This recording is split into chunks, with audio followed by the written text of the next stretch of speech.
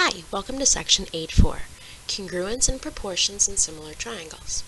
Our objective is to use the concept of similarity to establish the congruence of angles and the proportionality of segments. For homework, we're going to be working on page 347 to 350, 1 to 11 odds, 12, 14, 17, 18, and 23. Now, cpctc for similarity is what we're kind of dealing with. Now, there exists a property similar to cpctc for similarity in triangles. Here's the two ways it's going to work. The first way, corresponding sides of similar triangles are proportional. And the second way, corresponding angles of similar triangles are congruent. Now, we've already kind of touched on this within the last couple sections, but I want to make sure we understand exactly how similarity is going to work. So those corresponding sides, once you show similarity, corresponding sides are proportional, and any corresponding angles not already listed, they're going to be congruent. So let's try two examples to see how it works. So for both of these examples, we're going to use this picture here in the middle. Now, if we know that the two triangles are similar, ABC is congruent to DEF, and we want to prove that angle A is congruent to angle D, first and foremost, they have to be in the exact same location on the similarity statement, just like they had to be for congruency. Second of all, once we know those triangles are similar, the reason why we can say angle A is going to be congruent to angle D is going to be corresponding angles of similar triangles are congruent. So we're not going to call it cpctc. We're going to actually write down what we have. Corresponding angles of similar triangles are congruent. Now for the second one, we have the two triangles once again are similar. We're trying to prove that AB over DE is equal to AC over DF. Now let's look at where they fit in the statement. We have AB and DE, same location. We have AC and DF, same location. They're corresponding sides. The reason why we can say this is going to be corresponding sides of similar triangles are proportional. So what I mean by that is that those sides themselves are not going to be congruent. AB won't be congruent to DE, but when we set it up as two ratios that are equivalent, those ratios should always reduce to give us the same thing. So let's try our first formal proof. So here we go. We're given angle A is congruent to angle R, that AB is perpendicular to BD, and that RH is perpendicular to HM. We're trying to prove that AB over AD equals RH over RM. So here we go. We got our statements and our reasons. Start off with those givens. That angle A is congruent to angle R, that AB is perpendicular to BD, and that RH is perpendicular to HM. Those are all of our givens. I'm going to mark in my congruency, angle A and angle R. Now, with perpendicularity comes right angles. Two perpendiculars, two right angles. Angle ABD is a right angle. The reason, definition of perpendicular. Angle RHM is a right angle. Definition of perpendicular. Put those right angle markings in, and as we know, all right angles are congruent. Angle ABD is congruent to angle RHM. All right angles congruent. Now, I see I have two congruent angles, which means my triangles are similar. Triangle ABD is similar to triangle RHM by angle. Now, we're trying to prove is AB over AD. Those two pieces, they're on the same triangle. So is RH and RM. So how are we making a ratio out of that? Well, besides matching them up, one triangle to the other triangle, we can match them up as different pieces going across, but never diagonal from each other. So let's look at going across. AB and RH, they're corresponding. AD and RM. They're corresponding as well. So the same thing can happen. It's just a slightly different proportion.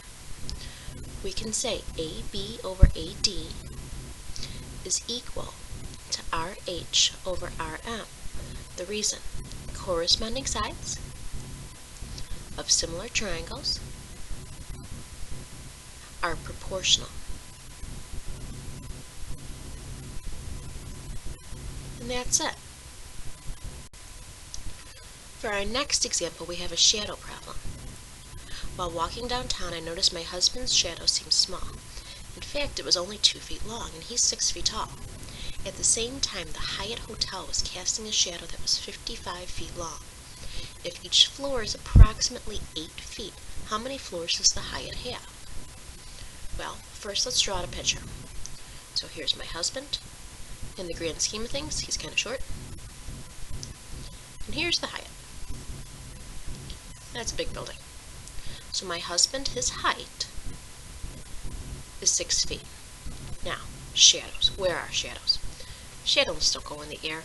Shadows go on the ground. His shadow is 2 feet. Let's connect it and make a right triangle. Now here we go. Here's the Hyatt. The Hyatt, we don't know how tall the Hyatt is. It's definitely not 8 feet tall. That would be crazy for the Hyatt Hotel downtown. It's X. All we know is how big each floor is approximately. But we do know its shadow. It's 55 feet long. And let's go ahead. Let's make ourselves a right triangle. Now, when we have heights and shadows, they're going to cast similar triangles. They're using vertical and horizontal lines. So here we go. Let's set up a proportion. 6 over x equals 2 over 55. And let's go ahead and cross multiply. When I cross multiply, 6 times 55 is going to give me 330 equals 2x. Divide both sides by 2, and x is going to equal 115. Now that's all well and good. We know the height of this Hyatt is 115 feet tall. What we want to know is how many floors does it have? Now if each floor is 8 feet, we're going to take our 115 and divide that by 8. When I do that, I end up with, hold on one second, I end up with 14.375. Now, we can't have that, 14.375 floors. We're going to round that down to approximately 14 floors. So here's our next example. We have another proof.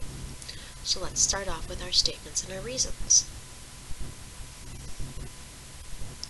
And we have our givens. That we have a parallelogram MLHC. That LI is perpendicular to MC. And that LA is perpendicular to CH. And those are given. Let's start off with those perpendicularities. So here we go. We know we're going to have right angles formed. The first right angle that I'm going to say is angle LIM is a right angle. Definition of perpendicular. And I'm going to say angle LAH is also a right angle. Again, definition of perpendicular. Next up, we know we have a parallelogram, therefore opposite angles are congruent. Angle M is congruent to angle H. Opposite angles of a parallelogram are congruent, which means that my triangles are going to be similar. Triangle LIM is similar to triangle LAH by angle-angle similarity. And let's look at what we're trying to prove. Whoa! What do we got here? We're trying to prove some kind of multiplication. Now the pieces that I have in here, we have side LI, I'll put a little circle there. Side HA, I'll put a little X there. Side LA, another little dot here. And side MI, put a little X here. They're corresponding sides. So what can we do with corresponding sides once we know similarity? We can set up a proportion.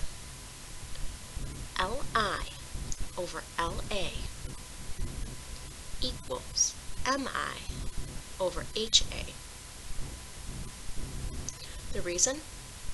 Corresponding sides of similar triangles are proportional. I'm getting kind of towards the end of my page here, so I'm going to pull the rest of it up here. Now, what we're trying to prove has multiplication. What do you think I can do here to get my multiplication? Cross multiply. My very last step I'm going to have is Li times HA is equal to LA times MI. And the reason is going to be cross multiplication. It's actually called the cross products property.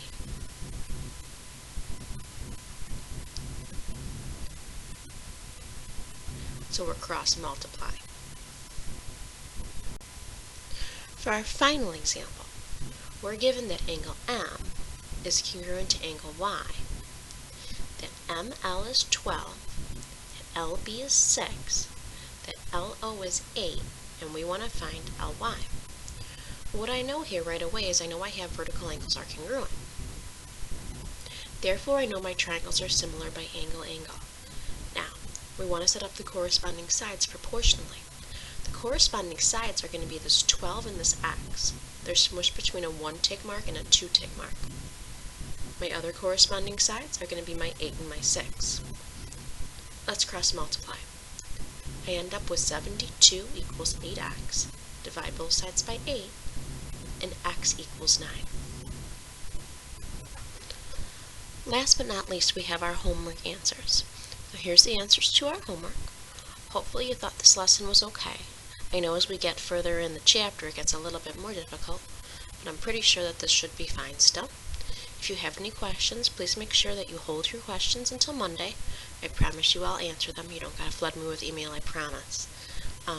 If you have anything immediately that you need, please feel free to email me that. Otherwise, we'll discuss it a little bit more on Monday. Monday, we're going to have section 8.5. The video's up and running, so over the weekend, please make sure you log on and you watch that video as well. Monday, we have 8.5. Tuesday, we're going to kind of regroup and make sure everything is set with 8.4 and 8.5. Wednesday is going to be our homework quiz. Thursday is going to be our quiz. And as always, have a good one.